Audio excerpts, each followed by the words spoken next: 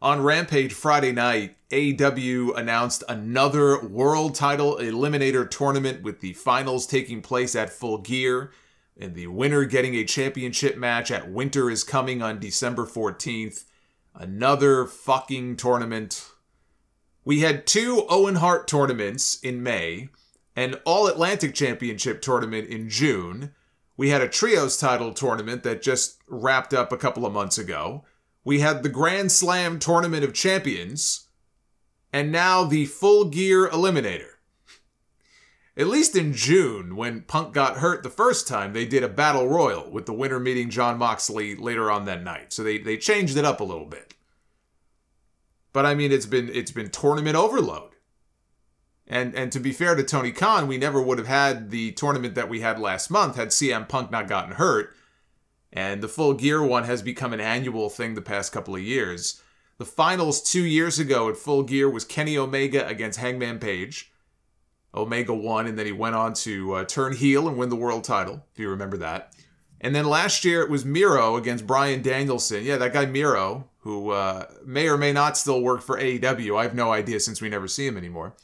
But it was Miro against Bryan Danielson. It would have been Jon Moxley and Bryan Danielson, but Moxley checked himself into rehab on Halloween last year. The first entrant announced was Dante Martin, and the second entrant in the tournament is Ethan Page. We do not have a bracket yet. Those are the only names that have been announced so far. There's no reason that Wardlow, as the TNT champion, should not be in this tournament. Unless they have a TNT title defense in mind for him at Full Gear, which they should. But, you know, he's been doing the whole War Joe thing recently, feuding with the Kingdom and people that nobody gives a fuck about. There's really no other reason Wardlow should not be in this tournament. It may be the only way to get him on the pay-per-view. And think about this, if MJF wins the title from Moxley, it sets up a rematch for Winter is Coming with MJF as the champion defending against Wardlow. And obviously there's history there between the two of them. I've given up as far as Miro. I mentioned him. I've given up on trying to figure out what's going on with him. Ricky Starks and Powerhouse Hobbs, there's absolutely no reason they should not be in this thing.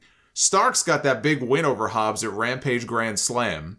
I was in the building that night watching it, trying to keep my eyes open at 12:30 in the morning, but they had a great match, and it was a big win for Ricky Starks, and you'd have to put out an all-points bulletin since then to try to find out where this guy is. I think he put a tweet up the other day. The one thing Ricky does that I don't like, he'll tweet something and then delete it. He pulls the tweet and delete shit all the time. You know, he's the one after there was the back and forth with Andrade and Sammy a few weeks ago, who put that tweet up and said, can my coworkers just shut the fuck up for a second? And then he deleted that tweet also. But he put a tweet up this week, I think, in response to people wondering where he is, basically saying, I'm okay, I'm here. And then he took that tweet down. You would have to put fucking, posters on trees asking, have you seen this man?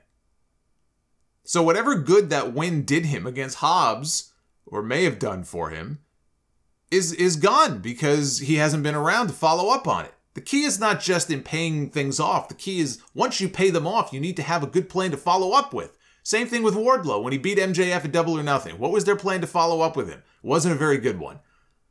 They eventually put the TNT title on him, but look at what they've done with Wardlow since then. You're going to tell me that's good booking? You're going to tell me that Wardlow is in a better position now than he was 6 months ago? He was in a better position 6 months and 9 months ago when he was standing in MJF's shadow.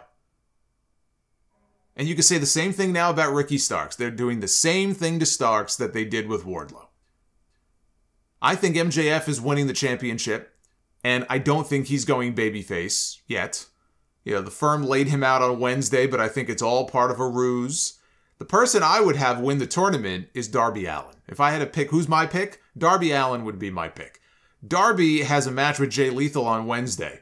They could easily turn that into a first-round match in the tournament and have Darby go over and move on to the next round. Darby wins the whole thing, and we get a rematch at Winter is Coming from last year's Full Gear with him and MJF. They had a tremendous match at Full Gear to open the show last year. Two of the young pillars of the company. Neither one are former WWE guys. You could say these are really homegrown. I mean, I know Darby, he bounced around a few places before AEW, and so did MJF, on the indie scene. But really, on a national scale, this is their home. They are truly AEW guys. So it would be cool to see them build up a big world title match between the two of them. But you can't go wrong with Ricky Starks either. There's still time to fix the mistake they've made by not featuring him as much as they should, and get Starks out there on TV and have him win the tournament. If I had a number 2 pick, a backup pick to Darby, it would be Ricky Starks. And Mike Tyson will be back with AEW this Friday night for a special live episode of Rampage in Atlantic City. Mike has had a few fights there in his day. He's no stranger to Atlantic City. They're bringing Tyson in to do commentary, and they just signed the deal a few days ago. And while the specifics of the deal are not yet known, the belief is that it may include multiple appearances and not just be a one-off appearance. There was a time where it looked like they were setting up to a possible match with Tyson and Jericho in AEW back during the pandemic shows when they were doing them at Daly's place. But they never followed up on it and nothing ever came out of it.